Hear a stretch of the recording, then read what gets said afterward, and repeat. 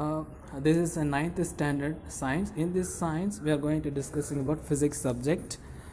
I would like to explain measurement. Before that, I would like to tell something.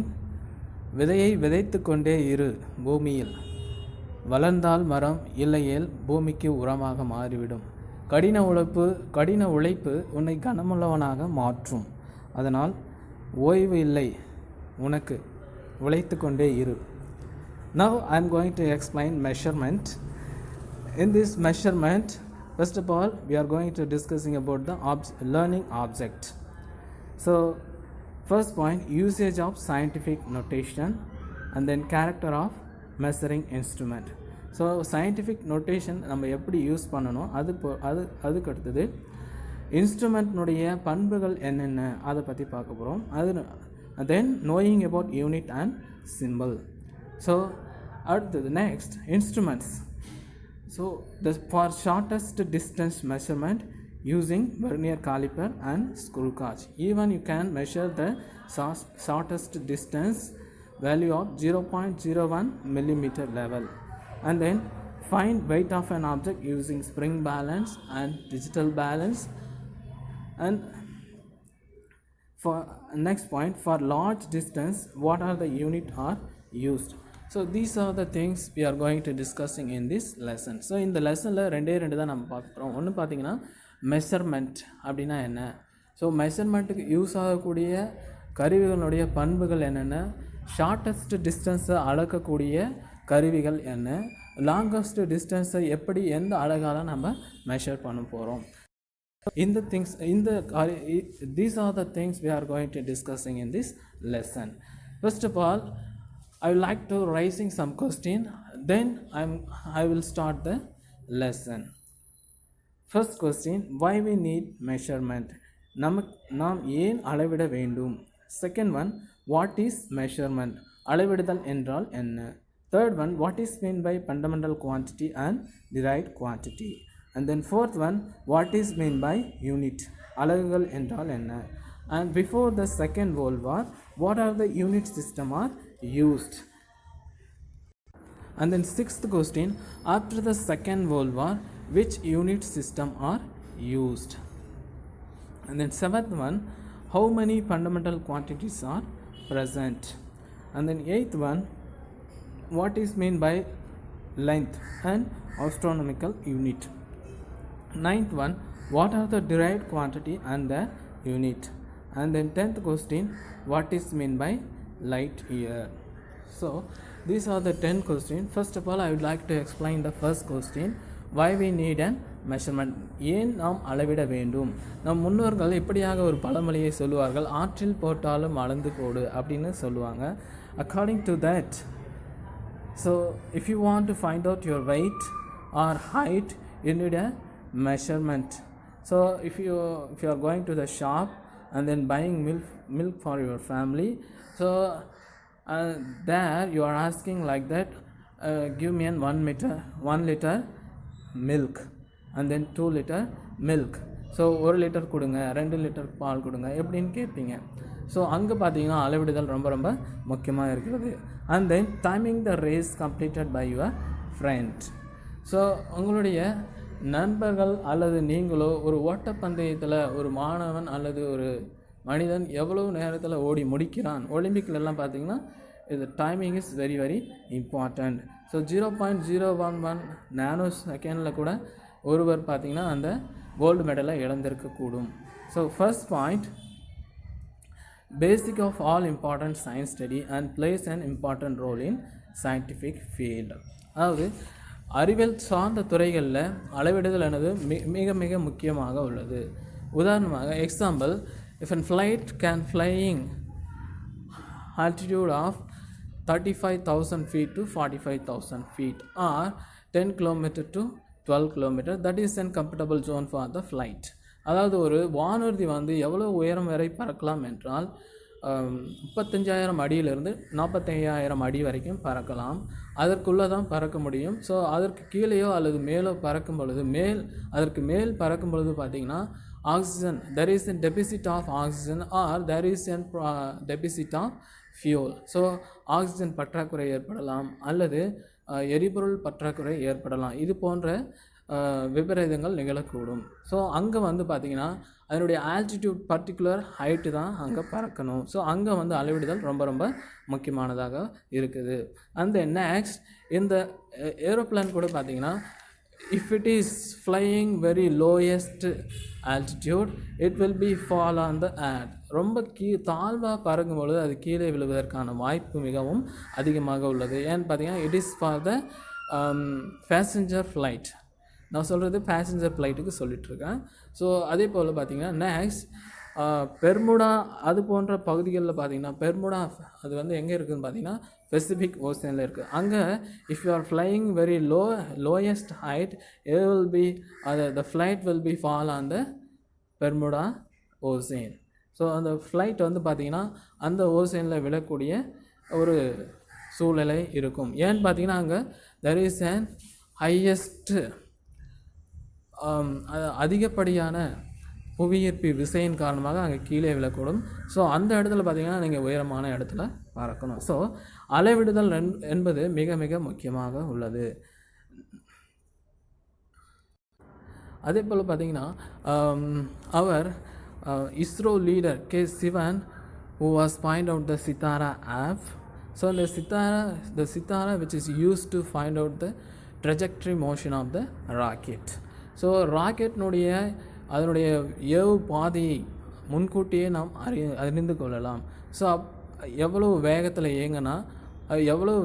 இயக்குனா அது எங்கே போய் land ஆகும் அப்படின்றத முன்கூட்டியே அறிந்து கொள்ளக்கூடிய திறன் வந்து அந்த சித்தாரா செயலிக்கு உண்டு. ஸோ அந்த இடத்துல பார்த்திங்கன்னா அதனுடைய வேகத்தை கால்குலேட் பண்ணணும், எவ்வளோ ஆங்கிளில் அது செலுத்தணும் அப்படின்றத கால்குலேட் பண்ணணும். அதே போல் நெக்ஸ்ட் எவ்வளோ ஆல்டிடியூடில் அது சேட்டலைட் வந்து லேண்ட் பண்ணணும். Suppose if you R landing the satellite at an altitude of 300 km above the earth, so you need an measurement. You need to measure the altitude, then only you can successfully land the orbit above the earth.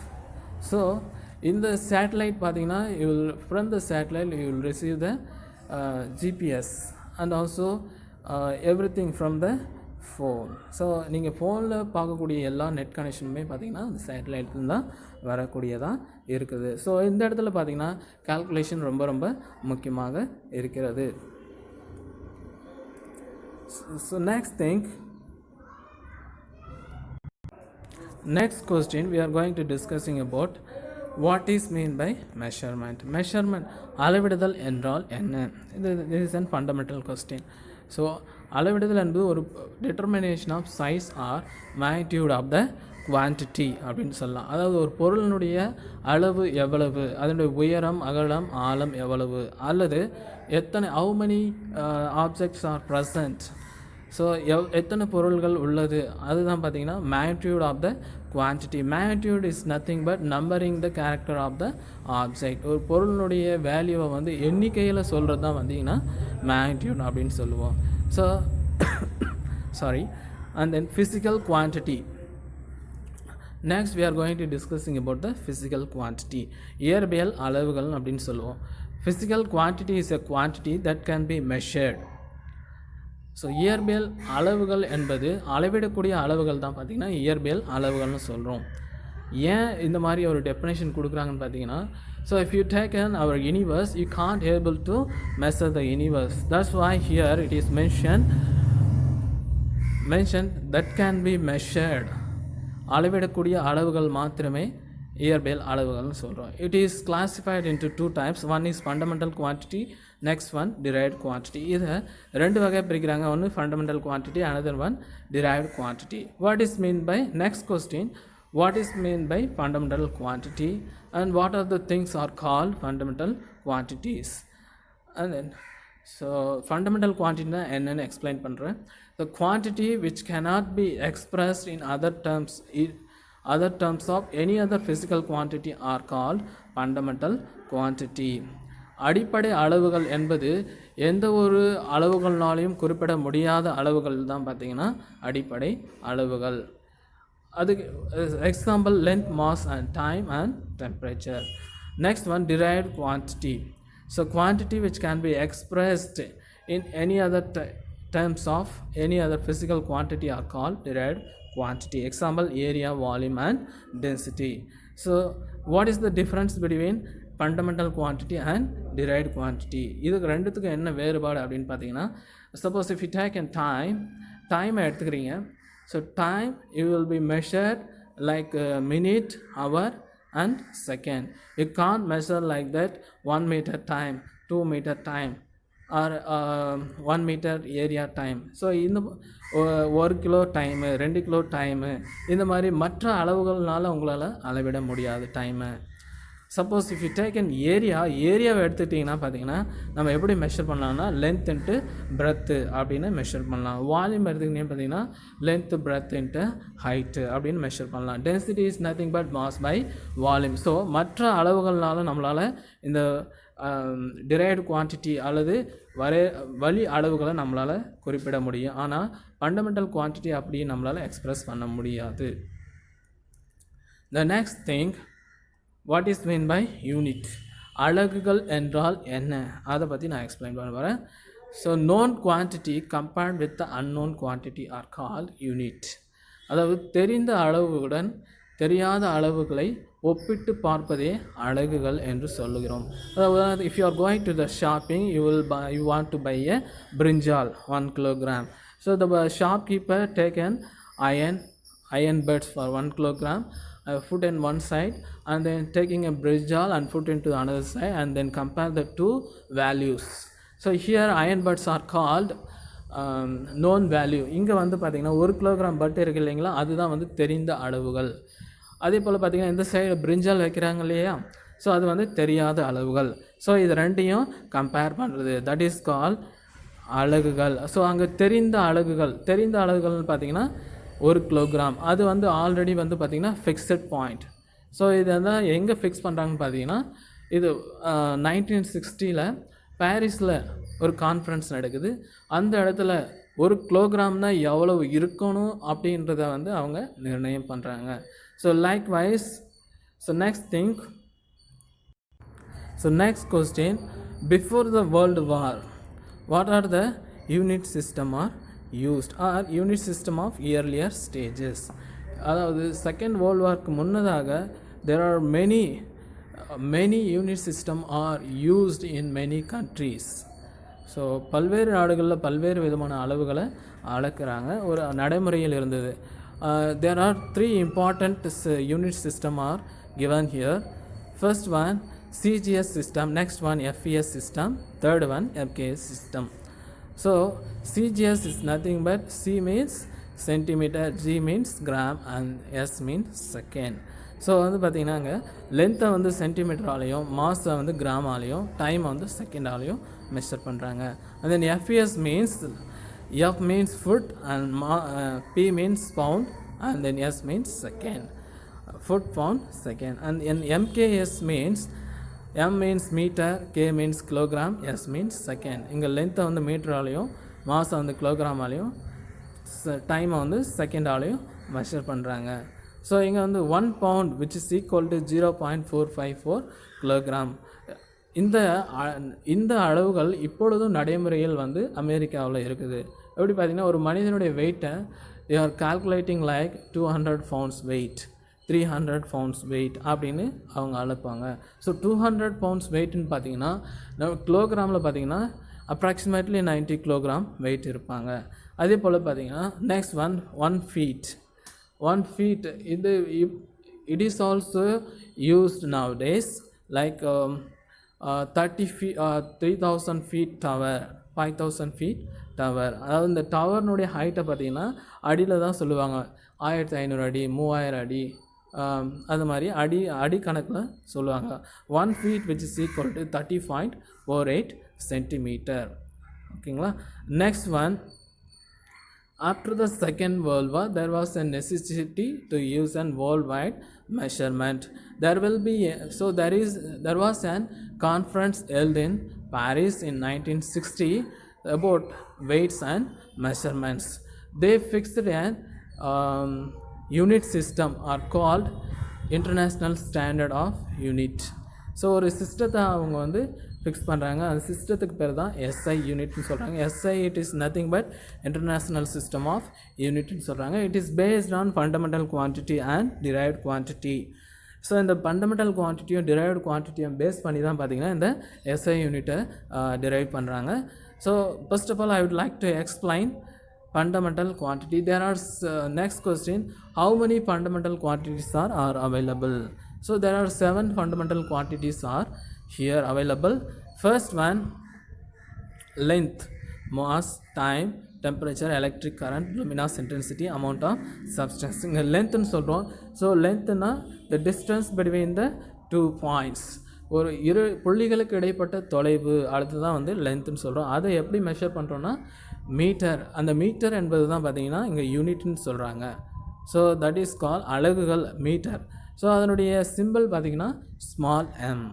And then mass, நிறை, அதை எதால் measure பண்ணுறாங்கன்னா kilogram. நீங்கள் கடைக்கு போனீங்கன்னா 1 kilogram 2 kilogram அரிசி 3 kilogram அரிசி வாங்குறீங்க இல்லையா, ஸோ அதை வந்து மாஸ் எடைன்னு சொல்கிறோம், நிறை அப்படின்னு சொல்கிறோம்.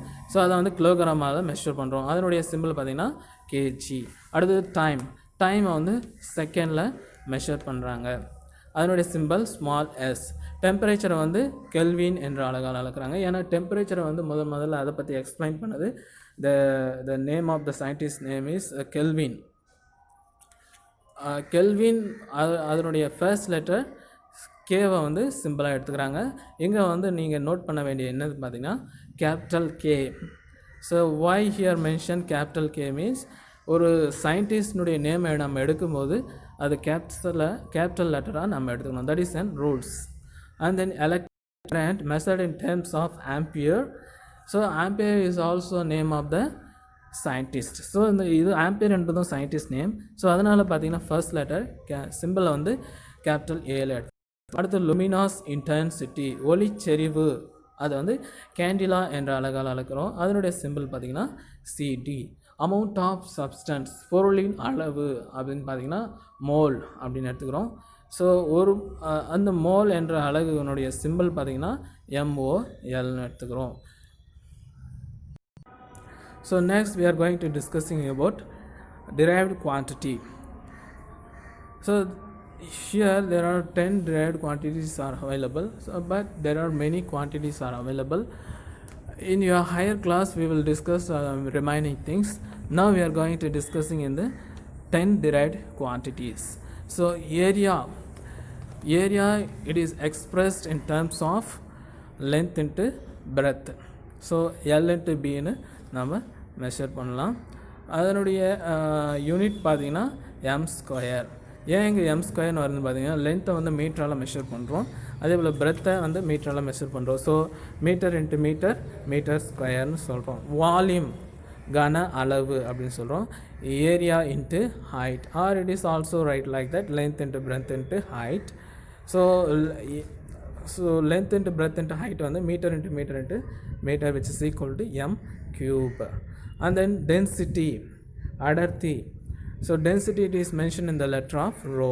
So it is nothing but mass by volume. Rho equal to m by v. So next அதனுடைய யூனிட் பார்த்தீங்கன்னா kilogram per meter cube.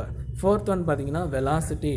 So velocity is defined as displacement by time. So its unit is meter per second. எப்படின்னு பார்த்தீங்கன்னா displacement பார்த்தீங்கன்னா நமக்கு மீட்டரில் calculate. Displacement is nothing but distance covered by an object within a time, within a unit time, that is call displacement. ஓரளவு காலத்தில் பொருள் கடந்த தொலைவு தான் இங்கே டிஸ்பிளேஸ்மெண்ட்னு சொல்கிறோம். ஸோ அதனால பார்த்தீங்கன்னா அந்த பொருள் கடந்த தொலைவை நம்ம மீட்டரால் அளப்போம். So that's why here displacement measure in terms of metre and the time is measured in terms of second. So meter per second. So இங்கே எப்படி s minus 1ன்னு வருதுன்னு பார்த்தீங்கன்னா டிவைடில் இருக்கிற டிஸ்பிளேஸ்மெண்ட் பை டைம். பட் டைமுக்கு நம்ம யூனிட் வந்து எஸ்ன்னு போடுறோம். So if the S goes to the numerator the +1 becomes -1. So next fifth one, momentum. It is mentioned in the letter of P. So momentum is nothing but mass into velocity. So P equal to mv அப்படின்னு சொல்கிறோம். So mass it is measured in the value of kilogram, in the unit of kilogram. mass வந்து kilogram ஆலையும், velocity நமக்கு தெரியும் meter per second. and then momentum என்பது என்னன்னு பார்த்தீங்கன்னா mass into velocity. எப்படின்னு பார்த்தீங்கன்னா ஒரு பொருளுடைய நிறை மற்றும் அது ஒரு குறிப்பிட்ட வேகத்தில் மூவ் ஆகக்கூடியது. அதாவது ஃபுட்பால் வந்து நீங்கள் கிக் பண்ணும்போது அது ஒரு குறிப்பிட்ட நிறையோடும் வேகத்தோடும் இயங்கும். That is call momentum.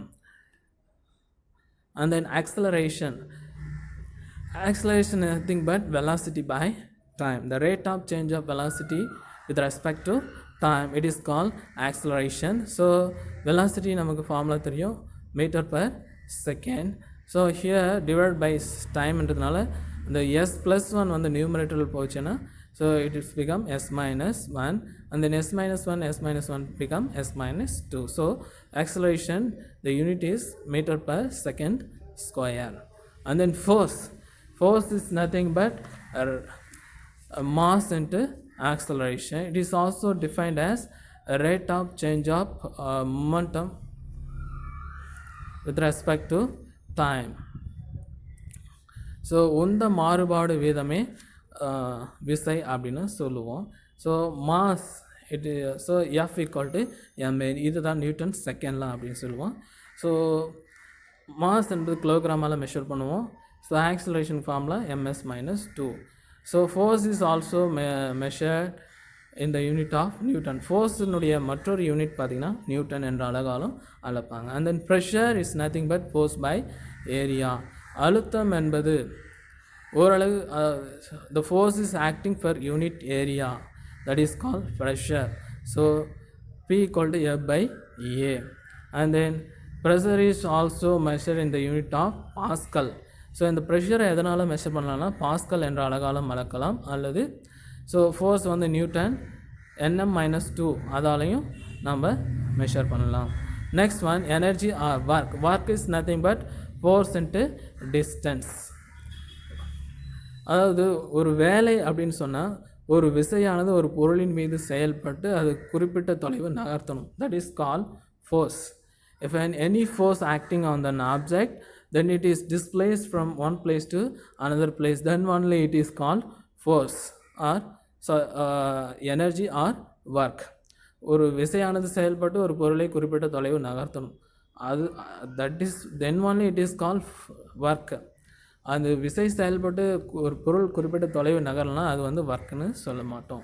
So இந்த எனர்ஜி ஆர் ஒர்க்கை வந்து நம்ம ஜூல்னு எடுத்துக்கிறோம் அதனுடைய unit.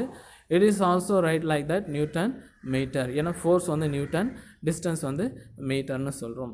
Next one surface tension, பரப்பு இழுவிசை அப்படின்னு சொல்கிறோம். It is nothing but force by length. So newton per metre. So next we are going to discussing about astronomical unit. So it is used to measure the celestial object. அதாவது வானத்தில் அதாவது ஸ்பேஸில் இருக்கக்கூடிய ஆப்ஜெக்டை அளவிடுவதற்கு இது போன்ற அளவுகள் நமக்கு தேவைப்படுகிறது. ஸோ இந்த மாதிரி அளவுகளை அளப்பதற்கு what are the units are used to measure the longest object? So first one is astronomical unit and then light year. So astronomical unit is nothing but the mean distance between the center of the sun and center of the earth அப்படின்னு சொல்கிறோம்.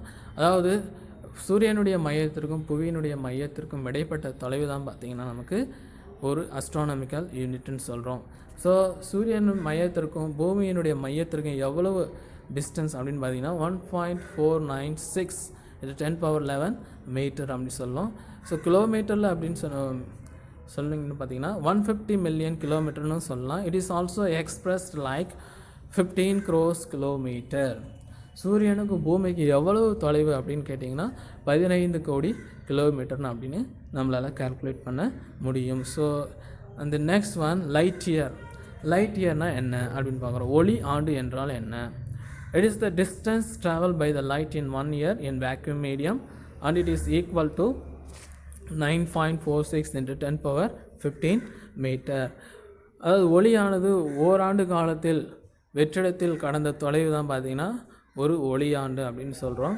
So the speed of the light in 1 second, which is equal to 3 into 10 power 8 meter per second, or 3 lakh kilometer per second. ஒளியானது ஒரு வினாடி நேரத்தில் எவ்வளவு வேகத்தில் move ஆகும்னு பார்த்தீங்கன்னா 3 லட்சம் கிலோமீட்டர் வேகத்தில் மூவ் ஆகும். ஒரு செகண்டுக்கு 3 லட்சம் கிலோமீட்டர் ட்ராவல் ஆகும். அதுபோல் ஒரு வருடம் முழுவதும் அது எவ்வளவு தூரம் ட்ராவல் பண்ணுதோ that is called 1 light year. So that is equal to 9.46 into 10 power 15 meter. So already I explained what is meant by length, and so once again I explain. Length is the extent of something between 2 points. The SI unit of length is meter. So 1 meter, it is nothing but distance traveled by the light through the vacuum medium in 1 divided by 29 crores of 97 lakh 92 thousands of 458 second. அதாவது ஒளியானது vacuum medium அல்லது ஒளியானது வெற்றிடத்தில் 1 divided by 29 crores of 97 lakh 92,000 of 458 செகண்டில் எவ்வளவு தூரம் travel பண்ணுதோ அதுதான் வந்து பார்த்திங்கன்னா 1 மீட்டர். எவ்வளவு தூரம்? So 100 centimetre. இவ்வளவு செகண்டில் 100 centimetre, that is equal to 1 meter. That is called meter. So இப்போ நம்ம now we finish our lessons. So in the next class we discuss in the remaining things. இது வந்து part 1. ஸோ இதே லெசனில் part 2 இருக்கும். So இந்த 10 கொஸ்டின்ஸை வந்து பார்த்தீங்கன்னா நீங்கள் ஏதாவது டவுட் இருந்தாலும் நீங்கள் வாட்ஸ்அப்பில் நீங்கள் அதை பற்றி கேட்கலாம். அது மட்டும் இல்லாமல் இந்த 10 கொஸ்டினையும் படித்து அதை உங்கள் நோட்டில் எழுதி அதை ஃபோட்டோ காப்பி எடுத்து இந்த குரூப்புக்கு அனுப்பணும். ஓகே, பாய்.